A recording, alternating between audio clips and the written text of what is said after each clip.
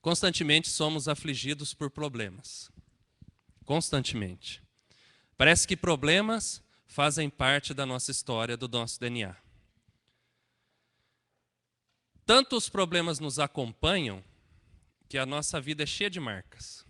Dizem as pessoas que as marcas no rosto, na pele, são causas dos problemas que vivemos, da falta de tranquilidade, da falta de sossego. Mas os problemas, nós aprendemos a conviver com ele. Não é por aí? Nós aprendemos a conviver com certos problemas. Mas há um problema que aflige a nossa alma, o nosso coração. Quando as nossas... aquilo que é primordial para a nossa vida, aquilo que é essencial para a nossa vida é afetado. Quando o que é essencial para a nossa vida é afetado, nós começamos a ficar angustiados. E é isso que nós temos para conversar esta manhã. É isso que a palavra de Deus nos apresenta. Quando as coisas primordiais da nossa vida são afetadas, o Senhor se faz presente com uma lição. E eu queria lhe chamar a atenção para o texto bíblico. O texto bíblico fala de duas pessoas principais. A primeira pessoa é Elias. A segunda pessoa nem tem nome. É uma mulher. E é uma mulher que ela é mencionada não por quem ela é, mas pelo estado que ela está. Ela é viúva. Percebam bem como as coisas primordiais são afetadas e a nossa vida é afligida. Essa mulher é viúva. A Bíblia faz questão de narrar isso porque esse é um estado que não é comum e não é fácil de se viver. Então tem Elias, o profeta. E pense você que é fácil viver e ser profeta. Não é. O profeta, ele é chamado para ser boca de Deus. E para ser boca de Deus tem um preço. Para ser boca de Deus tem um preço. Então a vida de Elias, ela é afetada na sua essência. A vida dessa viúva é afetada na sua essência. Elias, após falar com o rei, após dizer ao rei que iria orar e não choveria, Deus manda fugir. Imagina isso no coração do profeta de Deus. Eu acabei de dizer aquilo que o Senhor mandou, e o preço, o benefício, a recompensa que eu recebo é fugir. Mas Elias obedece. E aí então começa a sua primordial, o que é primordial para ele, a alimentação. Deus começa a mostrar algo através disso. Repare que no texto Deus diz o que para ele? Vai, foge, vai para um determinado lugar, lá tem água. Você vai beber dessa água. Eu vou mandar aves virem tratar de você. Perceba que nós somos levados, a nossa cultura, a nossa educação, ela nos leva a fazer o quê? A se virar para poder ter o sustento. Não é assim? A gente aprende que nós temos que trabalhar desde cedo, temos que estudar. Para quê? Qual que é o objetivo disso? Poucas as pessoas estudam com a intenção de fazer do mundo algo melhor. Prestem bem atenção nisso. Poucas pessoas estudam com o objetivo de tornar o mundo algo melhor. Olha, eu quero estudar ciência para que eu desenvolva a cura de determinada doença, para que pessoas possam viver mais. Poucas são as pessoas que estudam isso. A maioria estuda e fala, quero fazer ciência porque é a área que está dando muito dinheiro. E que poucas pessoas são as que conseguem entrar nessa área. Então a concorrência é menor, o sucesso é maior. E se eu conseguir me acertar naquilo que eu faço, eu vou ser uma pessoa de destaque, isso vai me tornar alguém num nível maior, com preço maior. Mas poucas são as pessoas que buscam a condição para que beneficie alguém. Com Elias não era diferente. Ele também era homem, diz a palavra, sujeito às mesmas coisas que somos.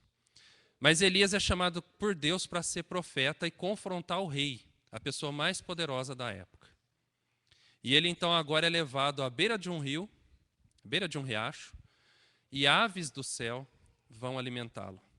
Aves, animais tão frágeis, né, em vista da força de um homem, vão trazer alimento a ele. E diz a Bíblia, diz o texto que nós acabamos de ler, que elas vêm de manhã e à noite, sustentá-lo.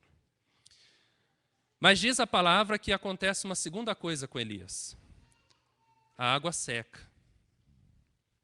Se não bastasse ter que fugir do rei, ir para um determinado lugar e ser sustentado por Deus, agora o sustento termina, a água seca. E Deus o manda a um determinado lugar onde ele vai encontrar uma viúva. E Deus diz que tinha ordenado essa viúva dar de comer a ele. Além do homem, além de ser homem, além dele ter que depender de Deus para que aves do céu o alimentem, agora ele vai ser alimentado por uma viúva. E quem é a viúva?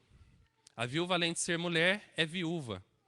O seu estado não é dos melhores. E ele obedece, vai até a cidade e encontra a tal viúva que Deus havia falado. E diz o texto que Deus já tinha ordenado a essa mulher, não é isso? Tinha ordenado a essa mulher que lhe desse de comer. Então ele começa o diálogo com essa mulher.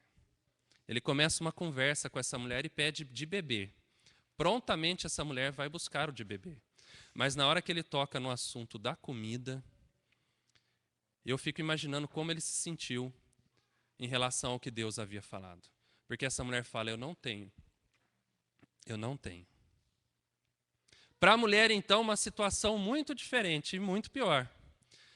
Eu creio que por ela ser serva, ser viúva, né, ter sido esposa de servos de Deus, ela cria em Deus. Ou pelo menos conhecia a Deus.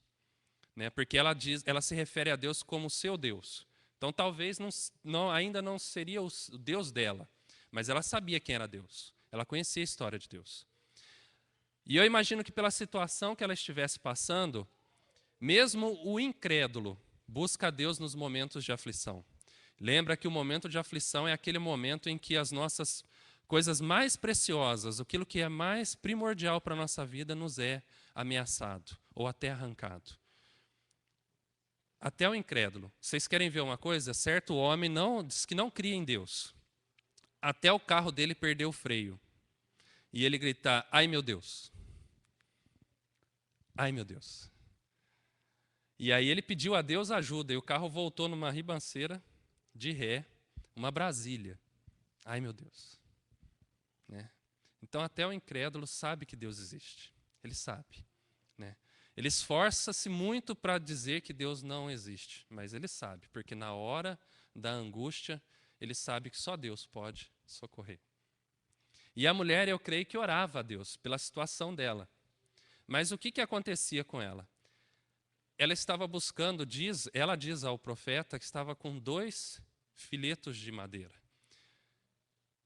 Porque o que era o suficiente, aquela pouca madeira, para acender um fogo, para esquentar, para fazer um pouco só dos ingredientes que ela tinha para fazer o pão. E diz ela que só dava para ela e para o filho dela. Eu não sei se você passa por dificuldades naquele momento que você fala assim, bom, agora não tem como piorar mais. E piora. Você já passou por isso? Você fala assim, agora não tem jeito de piorar. E piora. Sempre tem jeito de piorar. Porque sempre temos coisas a perder. A gente começa a perder coisas de cima e vai perdendo. A situação sempre pode ficar pior. Mas ela nunca se torna impossível para Deus. Essa mulher diante do profeta, eu creio que ela orasse a Deus pedindo uma ajuda. E olha a ajuda que ela ganha. O servo de Deus, o profeta conhecido, Elias era conhecido. E eu imagino que se ela o reconheceu, a esperança dela se acendeu. O profeta, estou diante do profeta. Profeta, boca de Deus. Mas olha a fala que ela escuta do profeta. Ela acaba de compartilhar ao profeta que ela só tem aquele pouquinho de comida para comer, ela e o filho dela, e o que eles vão passar? Esperar a morte.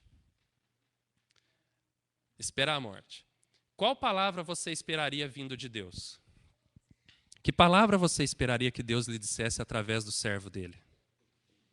Talvez é a palavra que você esteja esperando agora ouvir.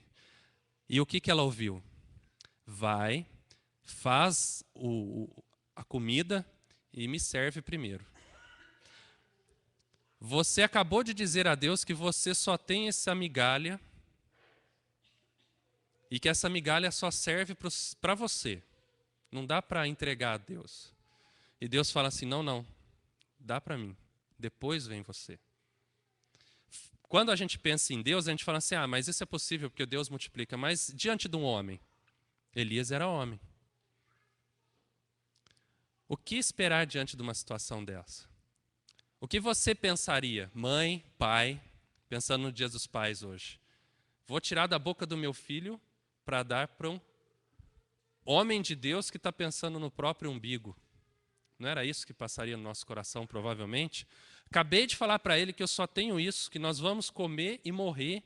E ele fala assim: tá bom, mas você vai lá fazer.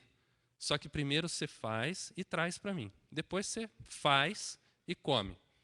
Percebam o texto, não é que ela vai fazer e dar um pedaço para ele. Ela vai fazer e dá para ele comer. Depois ela volta e vai fazer para ela e o filho. Se sobrar. Se sobrar. É lógico isso? Tem lógica uma situação dessa? O que você acha? Vamos pensar, tem lógica? Que Deus é esse que envia seu servo a uma mulher que está à beira da morte, de fome, e fala assim, ó, dá para mim primeiro, depois para você. Na nossa lógica, não tem lógica. No nosso entendimento, não tem nada a ver. E é por isso que muita gente sai da igreja, porque não espera a ação de Deus. Ela não espera Deus nem terminar a frase. Ela vai embora antes. E vai embora antes com a conclusão sua, a própria conclusão da racionalidade humana. Realmente, se eu olhar para esse texto com a razão humana, não tem lógica nenhuma. Elias confronta ao rei que está em prostituição, né, adotou outros deuses. E Deus manda ele fugir. Manda ele fugir para um local em que ele vai dar água e comida, seca a água. Manda ele para uma cidade onde Deus diz que já ordenou à viúva que lhe desse de comer. Ele encontra uma viúva que diz que não tem o que dar para ele comer. A viúva, creio eu, não está na Bíblia, mas creio eu que ela estivesse clamando a Deus por uma solução ao problema dela. Porque, como eu falei, isso é natural do ser humano. Crendo ou não, nós sabemos que quando as coisas essenciais para a nossa vida nos faltam, nós precisamos pedir socorro para alguém. Quando a pessoa não crê em Deus, ela vai pedir socorro primeiro para algumas outras possibilidades.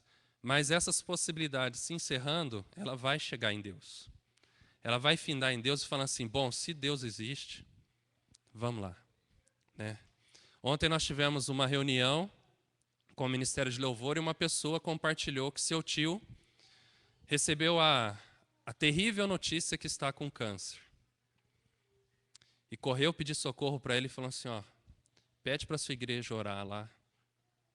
Então a gente sabe que as coisas começam e terminam em Deus. O alfa e o ômega. Elas sempre vão chegar em Deus. Querendo ou não querendo. Diz a palavra que diante de Deus estará toda a vida. Mesmo depois de morta. E vai prestar contas. O tribunal de Deus. Então começa e termina em Deus. E aquela mulher então diante do profeta, o símbolo de Deus na terra, a voz de Deus audível. E ela ouve aquilo que ela jamais imaginou ouvir. Dá para mim primeiro, depois você come. Então quando as coisas estão ruins, elas podem piorar. Ao nosso ponto de vista. Mas nem sempre aquilo que é dificuldade para nós é sinal de abandono de Deus. Eu vou melhorar um pouco a frase. Nunca, porque a frase sai de uma boca imperfeita. Nunca uma situação de dificuldade é sinal de abandono de Deus. Nunca. Deus nunca nos abandonou. Nós estávamos meditando com o Miri ontem, os adultos e as crianças aqui à tarde, uma pergunta que foi feita às crianças e aos adultos ontem foi a seguinte: dá para eu viver sem querer falar com Deus? Sem querer Deus? Sem querer papo com Deus? Não quero saber de Deus? Dá para eu viver? Dá para viver assim. Muita gente vive assim. Mas sabe por que que elas vivem assim?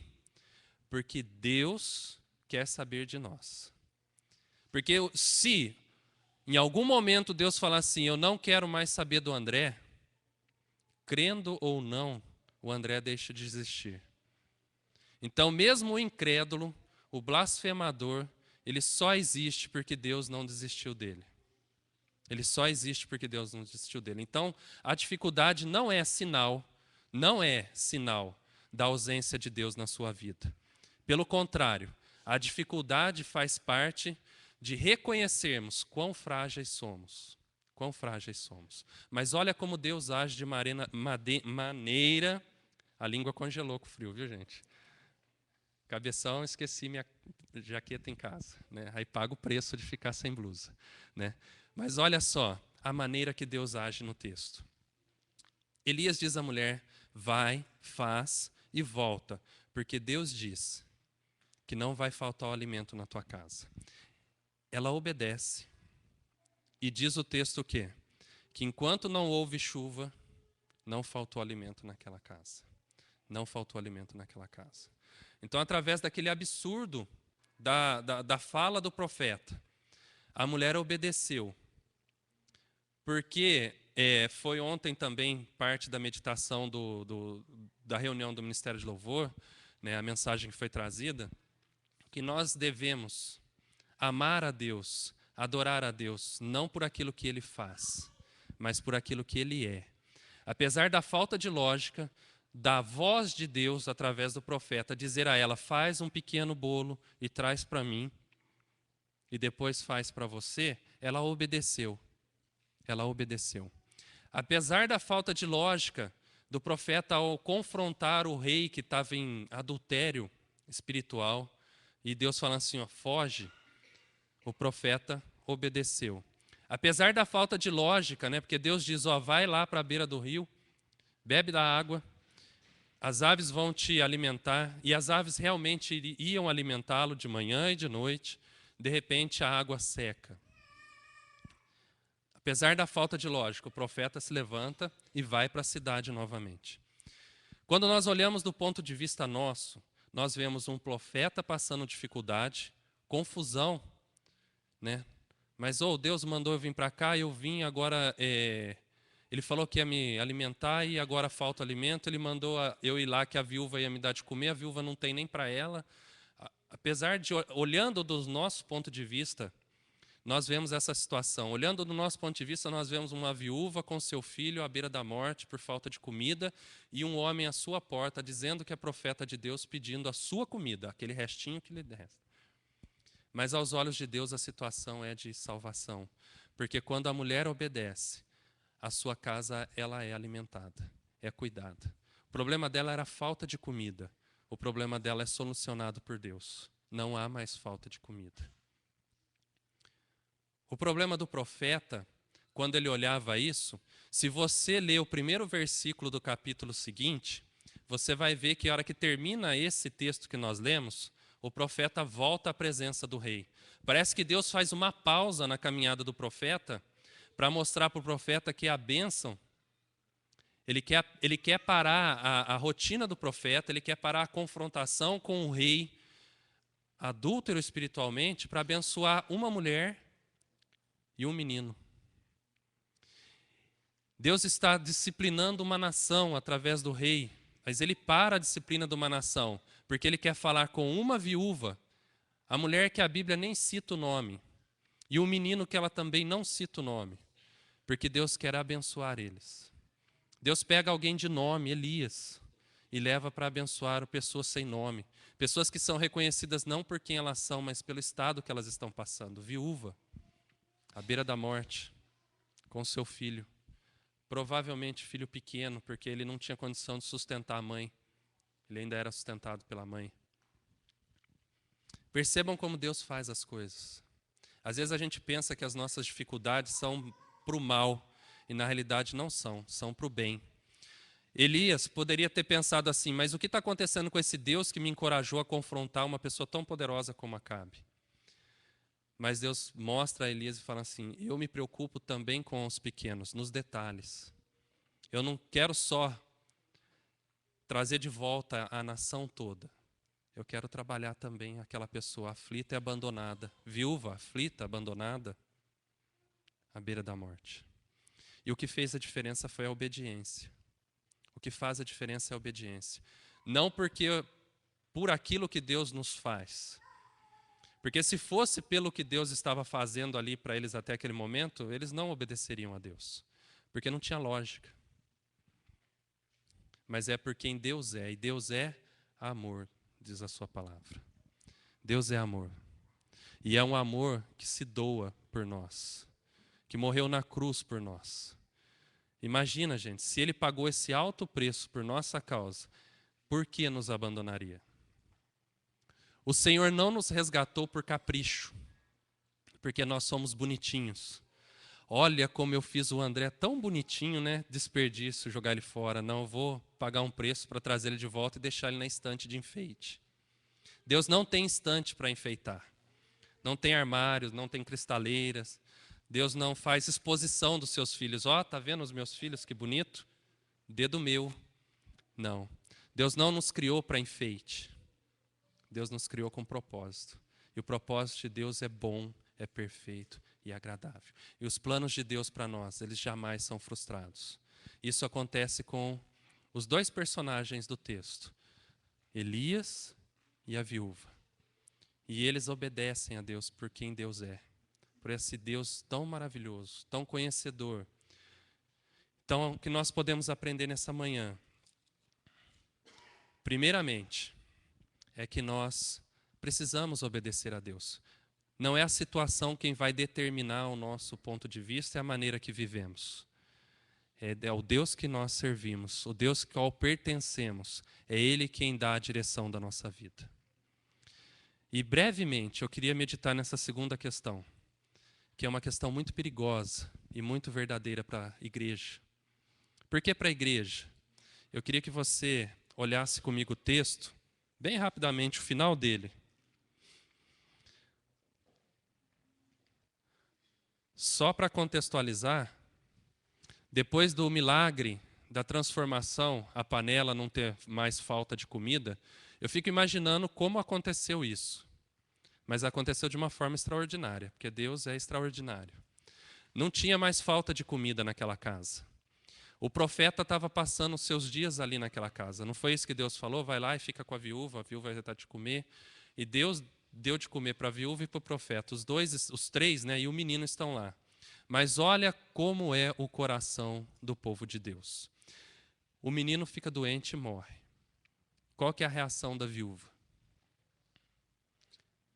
Ela não foi aquela reação que falou assim: Deus me deu, Deus tirou. Bendito seja o nome do Senhor. Não foi essa a reação. A gente às vezes acha que a gente vai ter forças para falar desse jeito. A gente acha. Mas para ter forças para falar desse jeito, a obediência precisa fazer parte da nossa vida, porque nós precisamos viver por quem Deus é e não pelo que Ele faz. Porque quem vive pelo que Deus faz, a gente agradece, louva, celebra a Deus, festeja a Deus por aquilo que Ele faz. A gente tem um coração grato a Deus por aquilo que Ele faz. Mas nós não devemos viver, porque quem vive dessa maneira é manipuladora. Ela acha que pode manipular a Deus, controlar a Deus. E aí ela é Senhor e Deus é servo. Ela é Deus e Deus é servo. Mas nós não. O nosso coração, gente, é extremamente corrupto, diz a palavra de Deus. Ela olha para o profeta e fala assim: por que você veio aqui na minha casa? Por que você veio aqui? O que você veio fazer na minha casa? Me trazer condenação? Me fazer lembrar de quem eu sou? Que eu não valho nada, não mereço nada, e trazer a morte? Meu filho morreu. Preste atenção nessa fala. Ela já ia morrer mesmo. Não era mesmo? Ela estava conformada com a morte, não estava? Ela falou assim: nós vamos comer esse restinho de coisa aqui e vamos morrer. Ela recebe um benefício de Deus e não tem um coração grato. Quantas vezes a gente faz isso na nossa vida? Quantas vezes você foi abençoado por Deus? E tempos depois, reclamou. Eu faço isso. Eu não queria fazer, mas eu faço isso. Como a gente luta para não fazer e faz. Paulo diz o quê? O mal que eu não quero fazer, eu faço. E o bem que eu tanto desejo fazer, eu não consigo. Por que nós seríamos diferente disso? A primeira atitude dela é condenar.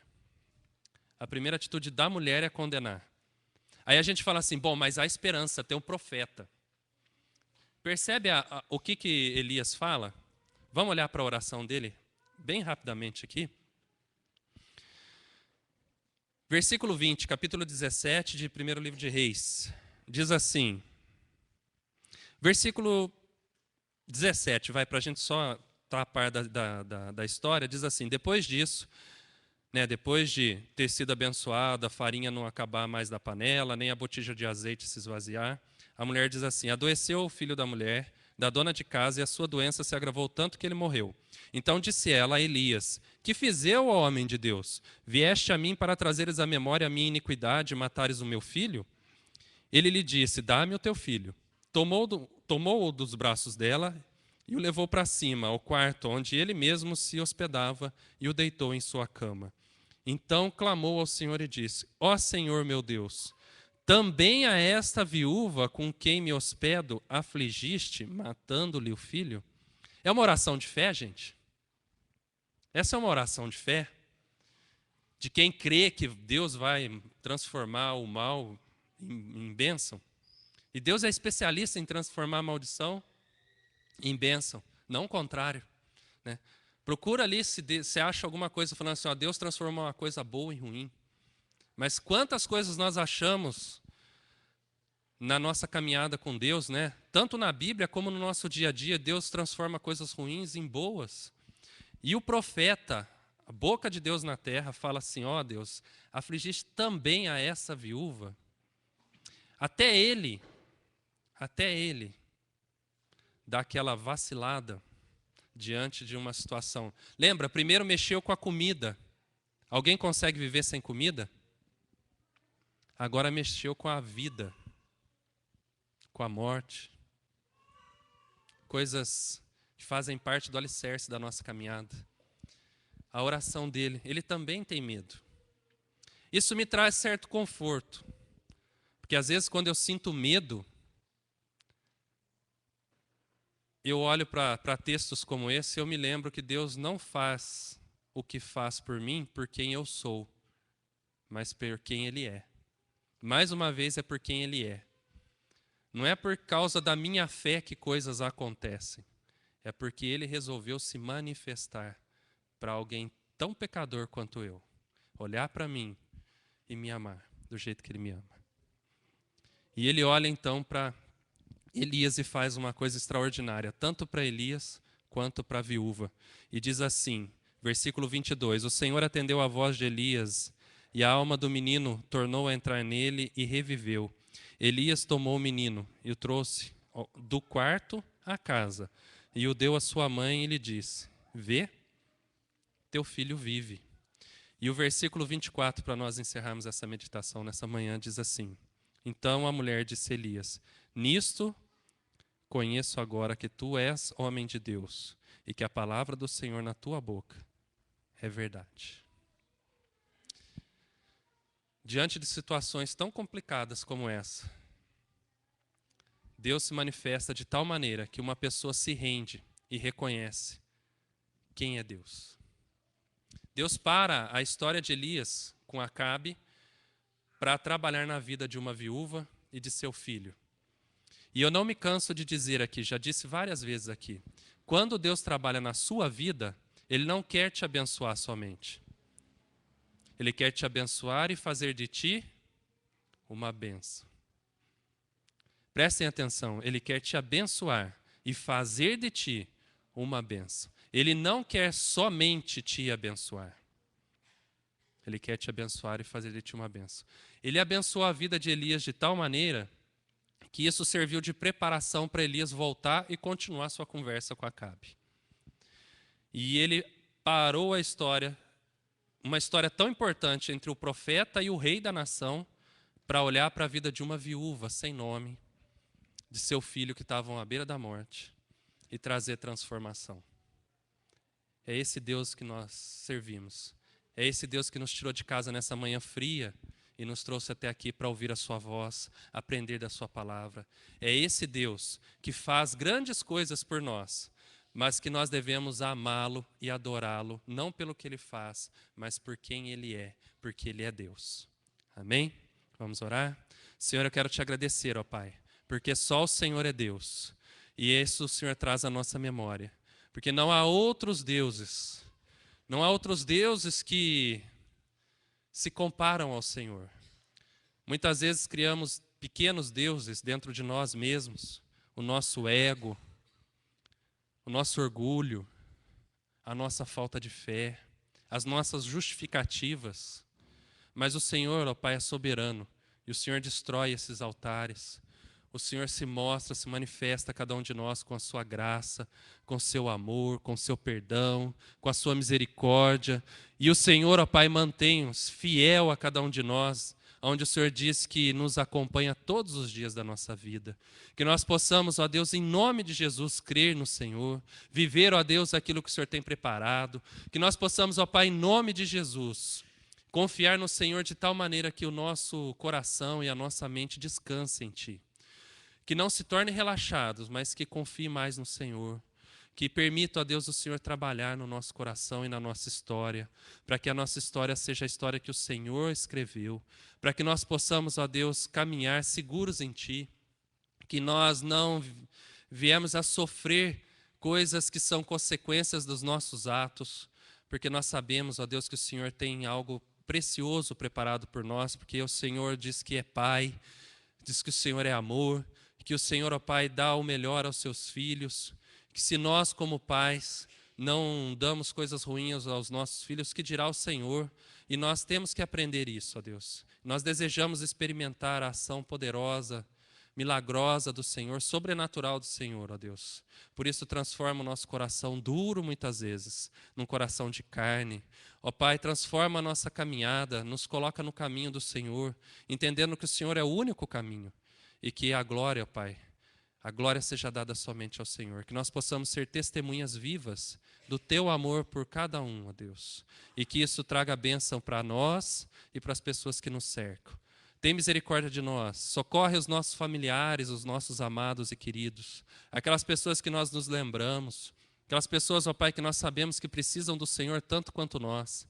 Que o Senhor visite a cada onde estiver, ó Deus. Que o Senhor derrame a graça do Senhor, a paz do Senhor, o socorro do Senhor, seja na saúde, seja no emocional, seja no relacionamento. Que o Senhor tenha misericórdia, ó Deus, e socorre, visite a cada lar. Que o Senhor possa, ó Pai, em nome de Jesus, se dar a conhecer essas pessoas, como o Senhor se dá a conhecer a cada um de nós. Que nós possamos, ó Deus, em nome de Jesus, ser vasos de bênção nas Tuas mãos, usados pelo Senhor, ó Deus, para abençoar também essas pessoas que tanto carecem do Senhor. As pessoas que nós conhecemos e que amamos, e aquelas também que não conhecemos. Ou ainda mais, ó Deus, que o Senhor trabalhe na nossa vida, na nossa história, de tal maneira que nós possamos aprender a amar aquelas pessoas também que nós não gostamos, que são os nossos inimigos, que nós possamos viver aquilo que o Senhor Jesus nos ensina, ó Pai. Que o Senhor tenha misericórdia de nós, porque nós somos pequenos, fracos, falhos, frágeis, mas nós sabemos, ó Deus, que nós servimos ao Todo-Poderoso. Por isso, ó Deus, em nome de Jesus, nós te agradecemos pela vida que o Senhor nos dá e a nova oportunidade de viver ao Senhor. Em nome de Jesus, ó Deus. Amém.